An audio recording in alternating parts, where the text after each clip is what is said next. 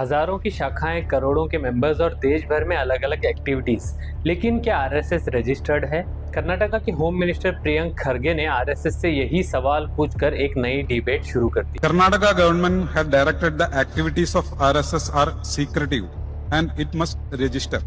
जब मैंने इस सवाल का जवाब ढूंढा तो आरएसएस के लीगल और फाइनेंशियल सिस्टम से जुड़ी कुछ इंटरेस्टिंग बातें मेरे सामने आई। प्रियंक खड़गे ने आरएसएस चीफ मोहन भागवत से सवाल किया कि आरएसएस रजिस्टर्ड क्यों नहीं है, जिसके जवाब में मोहन भागवत ने कहा कि आरएसएस को एक सोशो कल्चरल ऑर्गेनाइजेशन के तौर पर देखा जाना चाहिए और एक काउंटर क्वेश्चन पूछ लिया कि क्या हिंदू धर्म को रजिस्टर होने की जरूरत है। अब आरएसएस हिंदू धर्म का रिप्रेजेंटेटिव है, ये सवाल का जवाब तो आप लोग ही दीजिएगा, लेकिन एक प्रैक्टिकल सवाल यहाँ पर आता है कि आरएसएस के करोड़ों के वॉलंटियर्स है, हजारों से ब्रांचेस हैं और कई सारे एक्टिविटीज देश भर में चलाए जाते हैं, तो इन सब के लिए पैसे कहां से आते हैं और मैनेज कैसे होते हैं। आरएसएस का कहना है कि उनके वॉलंटियर्स अपनी मर्जी से वॉलंटरी डोनेशंस देते हैं, लेकिन जब इतने बड़े लेवल पर पैसा कलेक्ट और स्पेंड होता है तो इसका सिस्टम क्या है, ये भी एक सवाल पैदा होता है। थोड़ी सी और छानबीन करने पर पता चला कि आरएसएस के अलग अलग ट्रस्ट्स और ऑर्गेनाइजेशंस हैं जो अलग अलग प्रोजेक्ट्स और प्रॉपर्टीज को मैनेज करती हैं। मिसाल के तौर पर आरएसएस का दिल्ली हेडक्वार्टर 150 करोड़ की ये बिल्डिंग है